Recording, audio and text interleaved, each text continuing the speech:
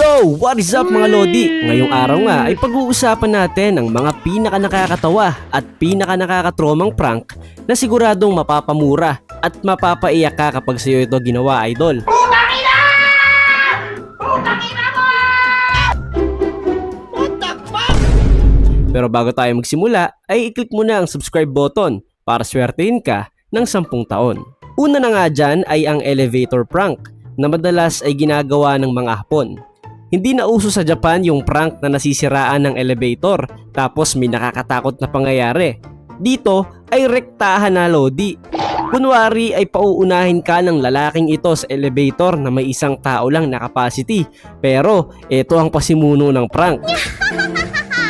Pagpasok mo, agad nahihiwalay ang kaluluwa sa katawan mo. Papaano mo ba naman mapaghahandaan ng ganitong klase ng prank?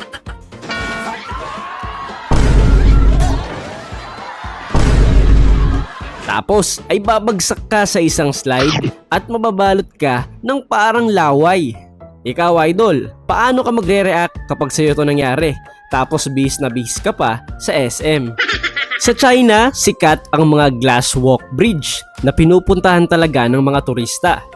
Pero paano kung sa paglalakad mo ay mangyari ito? Isa ito sa mga nakakatakot na bagay na pwede mong maranasan. Buti na lang at prank lang ito, idol. Nilagyan ng mga Chinese engineers ang tulay na ito ng mga touchscreen na TV kung saan pag naapakan mo ay mistulang nababasag ito. At ang nakakatakot ay may sound effect ito, Lodi, na maririnig mo na parang totoo talagang nawawasak. Kagaya na lamang ng lalaking ito, muntik pang maging kwento ang kanyang iPad. Pero may mga nagko-comment dito, idol, na delikado raw ang prank na ito dahil baka mapatalon talaga ang tao na pinaprank dito na imbis na siya ang maprank, kayo tuloy ang malilintikan. Sa Japan, hindi na uso yung topak-topakan prank. Hindi na inubra sa kanila, idol. Kaya naman, kumuha sila ng dinosaur sa Jurassic Park para sirain ang araw ng mga kasama nila sa opisina. Aba, kahit alam nating extinct na ang hayop na ito, ay siguradong mapapatakbo ka talaga pag hinabol ka nito sa koridor ng opisina nyo. Pero idol, siguraduhin mo lang na hindi ka tatakbo sa sulok kagaya ng ginawa ni ate, ha? Dahil kung mangyari ito sa totoong buhay, ay siguradong katapusan mo na. Isang elevator prank na naman, Lodi. Pero hindi sa Japan, kundi sa Amerika. Kaya medyo ibang style ang atake nila dito. Imbis na nauhulog ng biglaan, dito ay mararamdaman mong gumuguho ang buong building at mauhulog kayo sa napakataas na bahagi ng elevator. Sineset up ang maraming piraso ng LED na ito at tapos magsisimula na ang prank. May ibang humahanap pa ng safe na maaapakan. May iba namang tinatanggap na lang ang kanilang kamatayan. Kung napanood nyo na, Lodi, ang movie na The Ring, ay siguradong alam nyo kung gaano ito nakakatakot. Pero paano kung sa tunay na buhay ito mangyari? Kagaya na lamang sa isang TV shop sa Amerika, kung saan habang abala ang mga tao sa pag-i-inquire sa mga TV, ay unti-unting umaangat ang isang TV sa kanilang likod. Tapos, may malamig na kamay na hawak sa'yo. Takbo talaga, Lodi, hanggat may lupa. Anong gagawin mo, Lodi?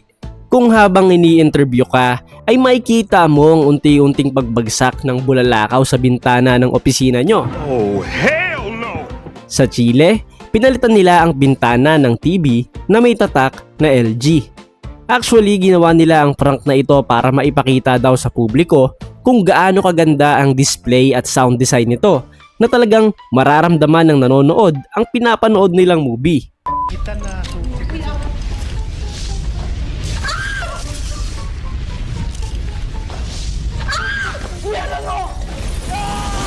Pero may iba ring nabwisit, Lodi, sa ginawa nila.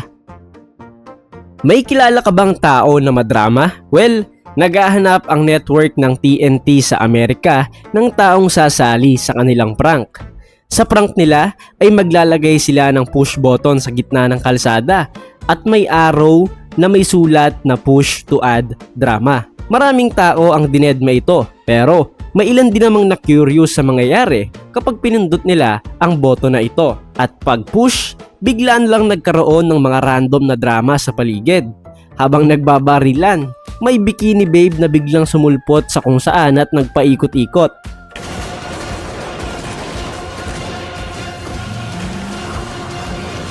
Hindi maipinta yung mukha ng mga pumindot ng button, Lodi. Manood daw kayo ng drama sa channel ng TNT. Ito, idol, totopakin din ako pag sa akin ginawa to. Para kayong mga daga at ipis na nakatapak sa trap. At ang pinakamasakit ay pwede pang mapadikit ang mukha mo kagaya nitong si idol. Nagmukha na tuloy talagang daga sa bahay natin itong si tropa. Isang prank na naman mga Lodi ng mga Hapon. Di ko ba alam kung bakit ng mga Hapon ay sobrang hilig sa mga brutal na prank, ano?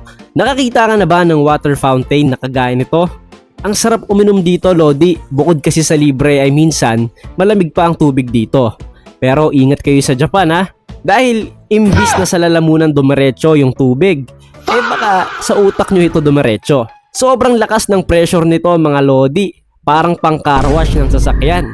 May ibang matatatag talaga at sumubok ulit pero talagang nakakawasak ng uso ang fountain na ito.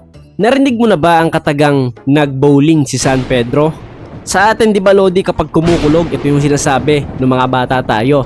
Pero sa Japan, literal na bowling talaga ni San Pedro ang tatama sa'yo. Buti na lang at may nakaabang na Uratex sa babagsakan ng mga biktima. Ito napanood mo na to Lodi. Sa mga creepy na lugar at alanganing oras, talagang mababaliw ka kapag may ganitong lumapit sa'yo. Run.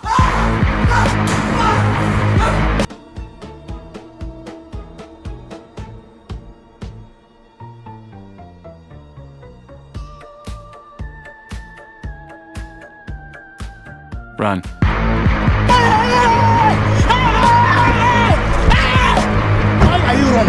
Ito Lodi, siguradong mapapaihi ka sa paglalangoy. Baka nga pulikatin ka pa. Alam mo yung payapa kang nag-unwind kasi stress ka na sa mundo tapos biglang may buhayang papalapit sa'yo? Yo! Yo! There's a gator, man! There's a gator in the water! Tom! Yo! Tom!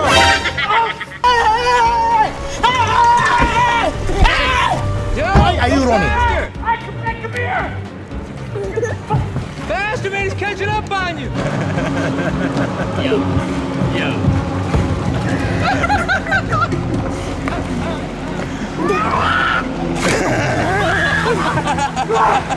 Ito ang mga remote control na laruan na dapat binibili mo Lodi para makasuhan ka ng taong pagtitripan mo.